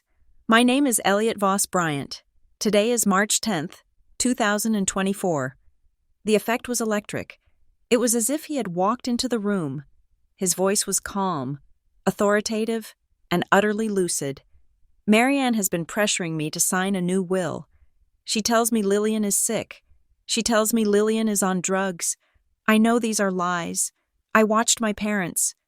Graham's jaw was clenched so hard I thought his teeth might shatter. He wasn't looking at the speaker. He was staring at the table, his face a mask of fury. Marianne was weeping silently, but it wasn't a performance anymore. It was the weeping of someone who knows the curtain is falling. If I die, and if Lillian is not present, know that it is not by her choice. They will try to stop her. They will try to erase her. The recording ended. The silence that followed was heavy, pressing down on us like the atmosphere before a tornado. Judge Vancroft took off his glasses. He looked at the defense table. Do you have any response to this? He asked. Mr. Arrington stood up slowly. Your Honor, we would argue that the recording could be a fabrication. Deepfake technology is— Oh, stop it, the judge snapped. Your Honor. A voice came from the back of the room. It was quiet, shaking. We all turned. Cole stood up. My brother looked like a ghost. He was pale, sweating, holding his phone in his hand like it was a grenade. Who are you? The judge asked. I am Cole Bryant, he said. Their son. Come forward, the judge said. Cole walked to the rail. He didn't look at me. He didn't look at our parents. I have evidence, he said. Regarding the airport. Graham spun around in his chair. Cole, don't you say a word. Sit down. Mr. Bryant, the judge yelled. The bailiff stepped toward Graham. Cole handed his phone to the bailiff. It is a text message, Cole said, his voice trembling. From my mother. Received Monday morning at 6:15. The bailiff handed the phone to the judge. Vancroft looked at the screen. He read it in silence.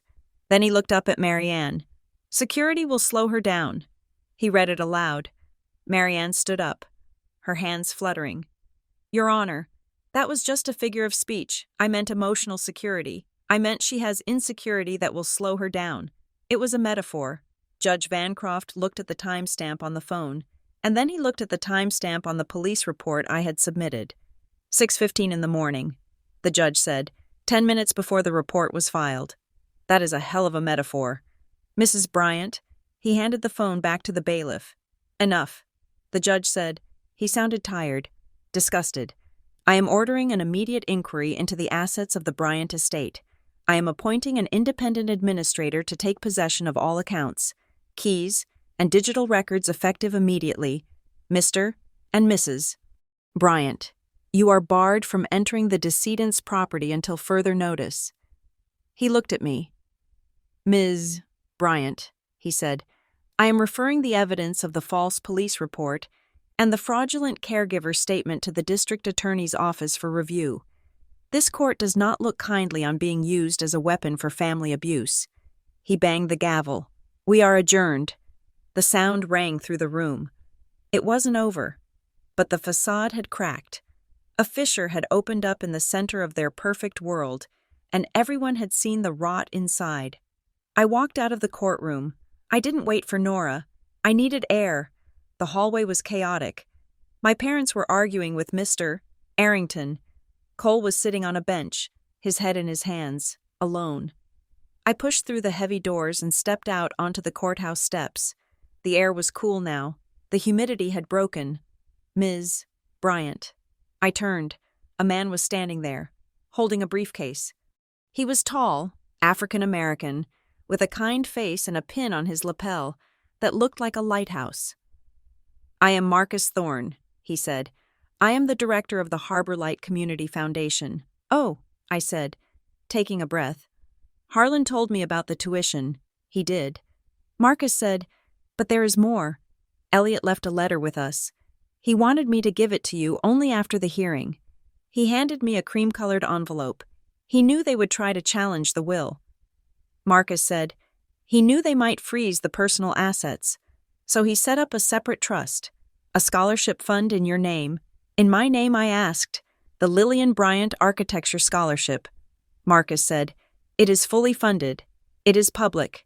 It is registered with the state. Why I asked. Because, Marcus said, smiling slightly. Elliot said it is much harder to steal something that belongs to the public. If they try to touch this money, they aren't stealing from you. They are stealing from the future students of Harbor Point. And that makes the news. He was playing chess, I whispered. He was protecting you. Marcus corrected. By making you a steward, not just a beneficiary. He shook my hand and walked away. I stood there, holding the letter. I felt a strange lightness. My parents had spent my whole life trying to convince me I was incapable of managing anything. Grandpa had just handed me a legacy to manage in the public square. Lillian, the voice came from behind me. It was low, familiar, and terrifying. Graham, I turned around. My father was standing by a stone pillar, away from the crowds. He wasn't yelling now. The red rage was gone, replaced by a cold, flat emptiness that was somehow worse. He looked at me with eyes that were completely dead. You think you won, he said softly. I didn't say anything. I just watched him. You were always ungrateful, he said. After everything we did, the schools, the lessons, we carried you. Lillian, you were too weak to walk on your own. You didn't carry me, I said. Grandpa paid for the school, and I walked here on my own 2 feet. He stepped closer. He owed me that money. He hissed. I built his business. I managed his properties. He sat in that house drawing pictures while I dealt with the tenants and the taxes. He owed me. And you? You are just a liability. A liability. I repeated. You don't follow the script, he said.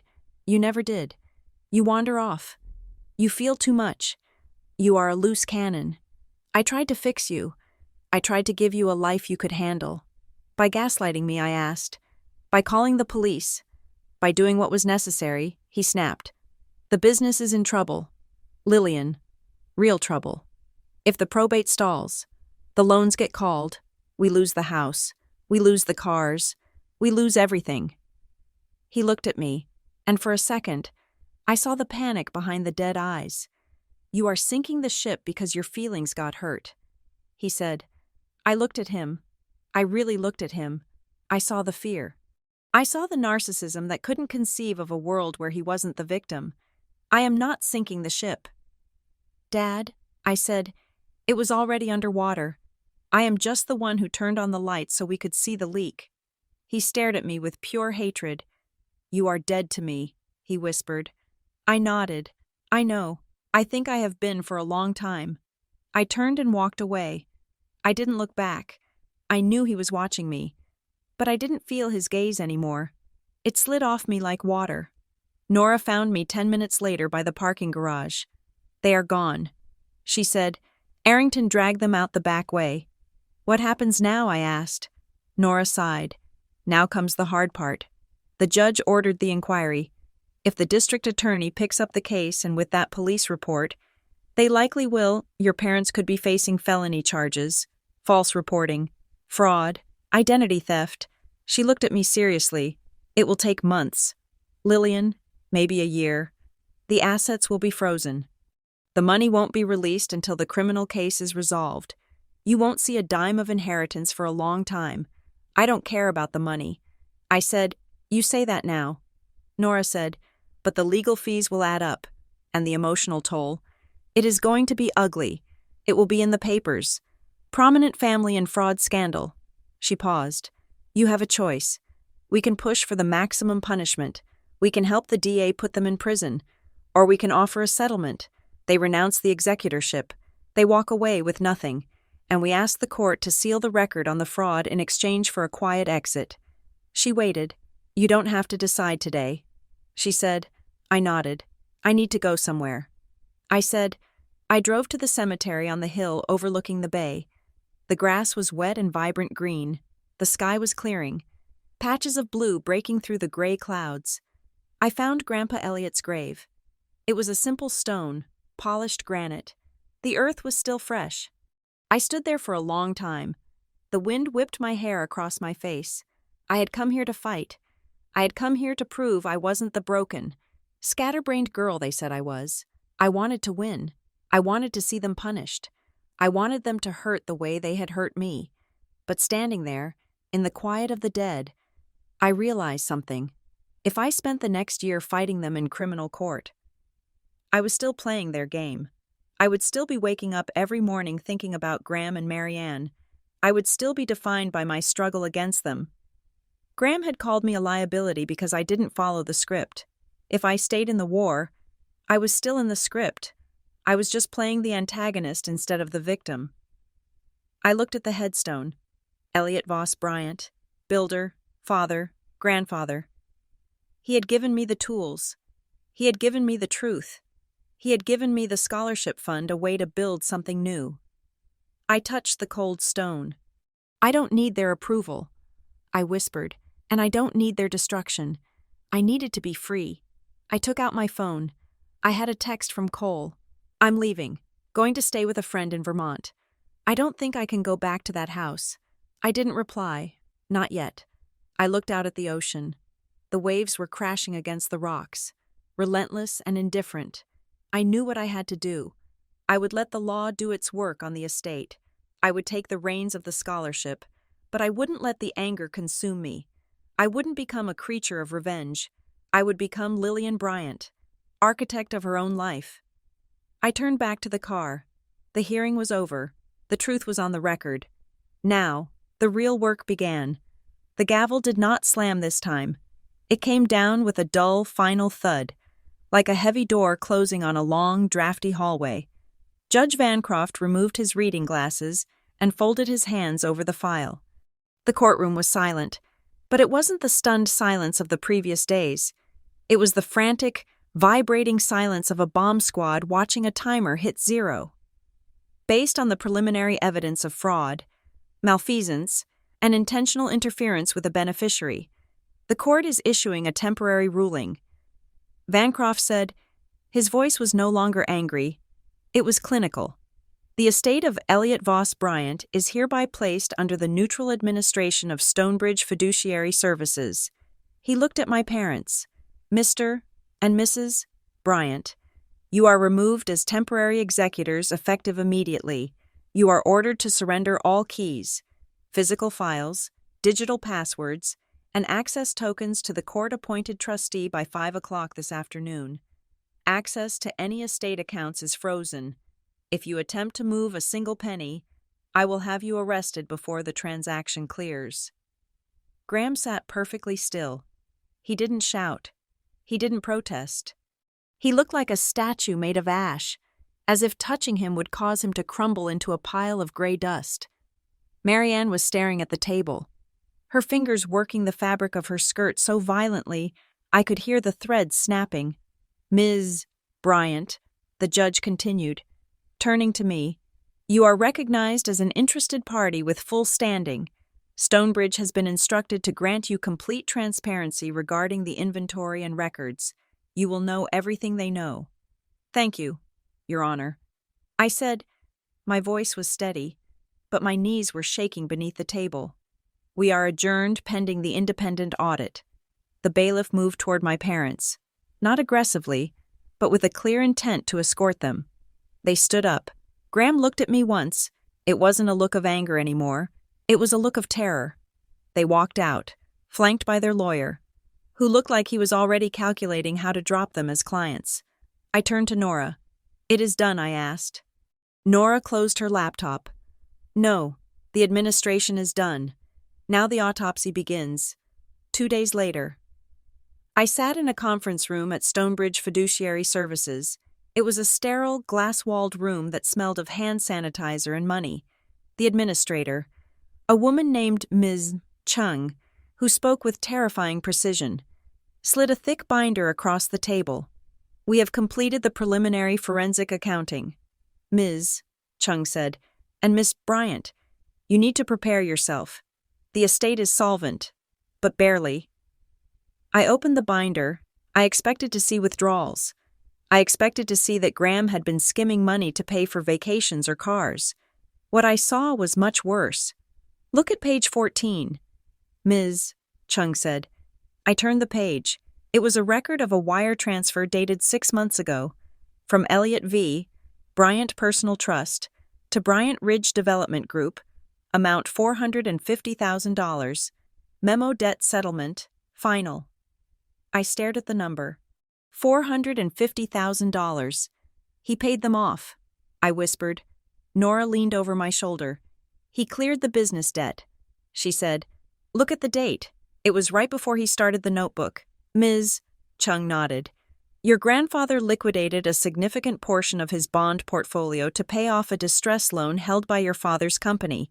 It appears to have been a bailout, but that is not the problem. Ms. Chung continued. Turn to page 16. I turned the page. Bryant Ridge Development Group. Current liabilities. Lender Ironwood, private capital. Loan date, 2 months ago. Amount $3 million. I looked up, confused. Wait, if Grandpa paid off the debt 6 months ago, why did Graham borrow $3 million 2 months ago? Because he is a gambler, Nora said, her voice dark. He took the bailout, cleared the books, and then used the clean balance sheet to leverage a massive new loan. He bet everything on a new development. And the development, I asked. Ms. Chung tapped the paper, stalled. Zoning issues. The loan is in default as of last week. The realization hit me like a physical blow to the stomach. The inheritance hearing, the rush, the time-sensitive assets. They didn't just want Grandpa's money to keep their lifestyle. They needed the estate to cover the collateral on a $3 million default. If they didn't get control of the assets by the end of the month, the bank would seize everything. My parents weren't just greedy. They were drowning. But there was one more thing. Ms. Chung hesitated. She looked at Nora, then at me. We found a document in your father's digital files. She said, it was in a folder labeled drafts. It was created 3 days before the hearing was scheduled. She slid a single sheet of paper across the polished mahogany table. It was a legal document, a personal guarantor agreement. I, Lillian Bryant, hereby agree to assume joint and several liability for the debt obligations of Bryant Ridge Development Group. My hands went cold. They weren't just going to take the inheritance, I whispered. Nora read the document, her face paling. No, they were going to make you co-sign the new loan. I looked at the signature line. It was blank, waiting. The airport lie, I said, the pieces finally clicking into a horrifying picture. The police stop, the claim that I was unstable, the chaos. It wasn't to keep me away. They wanted me there. Nora realized, but they wanted you broken. They wanted you to arrive late, terrified, humiliated, and confused. They wanted you so desperate for their approval, so desperate to prove you were a good daughter, that you would sign whatever paper they put in front of you. If I had arrived on time, confident and calm, I would have read the papers.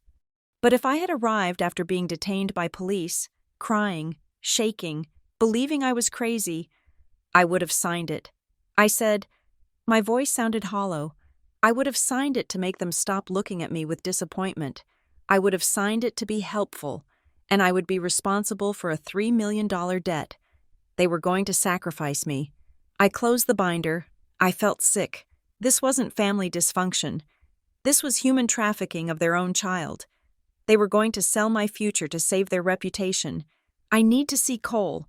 I said, I found my brother in the parking lot of the Stonebridge building. He had driven me there, but he hadn't come inside. He was sitting in his car, the engine off, staring at the brick wall of the parking garage. I opened the passenger door and got in. Cole looked at me. He looked 10 years older than he had a week ago. What did they find, he asked. I didn't answer immediately. I pulled the copy of the guarantor agreement from my bag and laid it on the dashboard. Read it, I said. Cole picked it up. He read the header. He read the clause about joint liability. He read my name. He lowered the paper. His hands were shaking. They told me. He started, then stopped.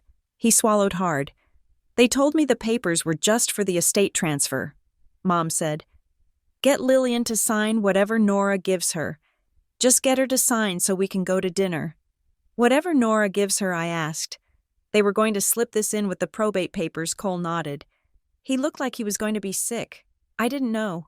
Lil, he whispered, I swear. I thought it was just the house. I didn't know they were trying to pin the debt on you. You were the bait. Cole, I said softly, you were the good brother who was supposed to hand me the pen. He stared at the dashboard.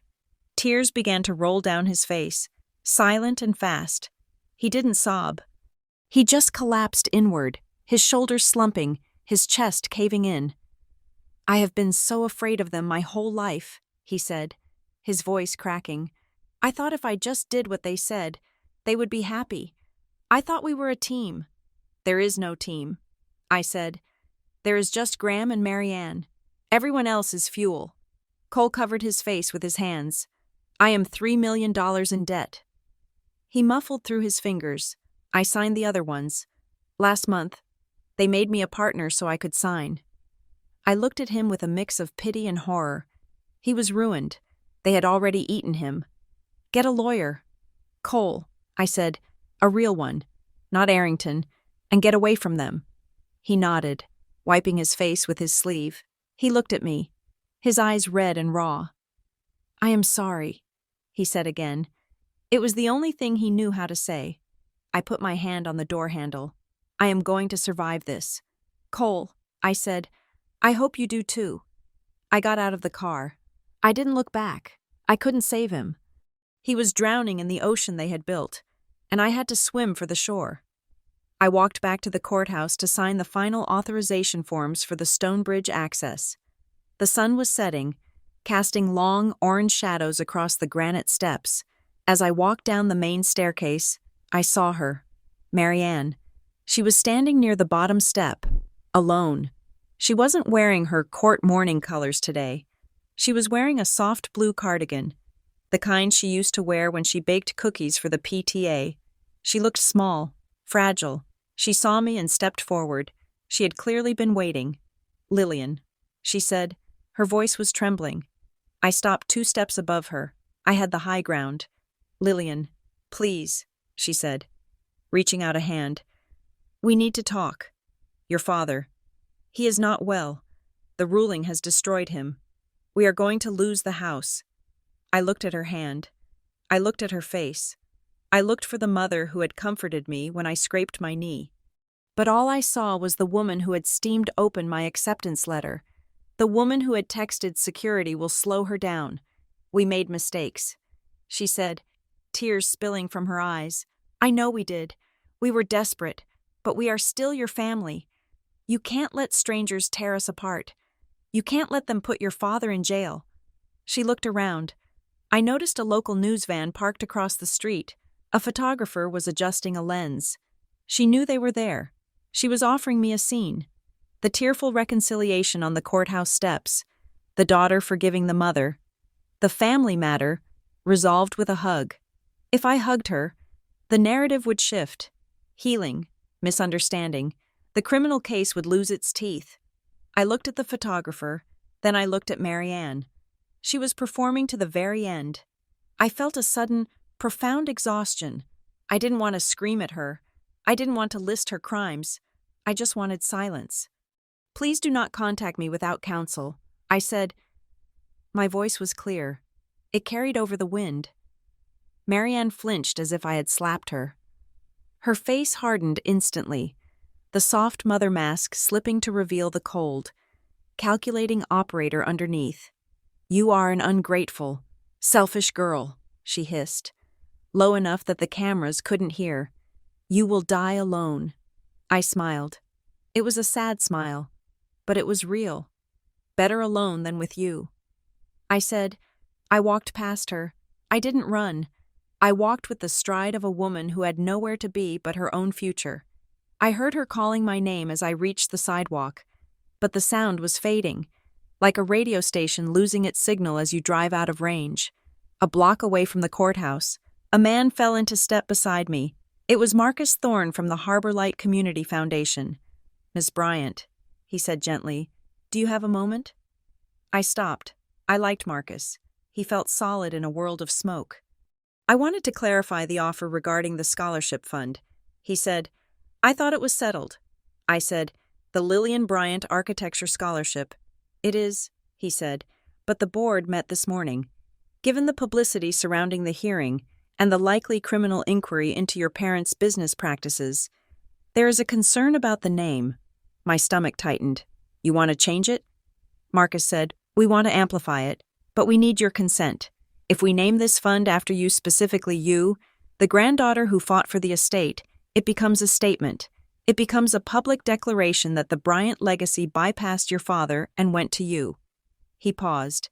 "In a town like Harbor Point, that is a declaration of war. It means you are publicly shaming them. It means every time the scholarship is awarded, people will remember what happened here. It means the conflict never really goes quiet." He looked at me. "We are asking you to be the public steward, to present the awards, to be the face of the legacy. But if you do that, you are accepting that your family story is going to be public property."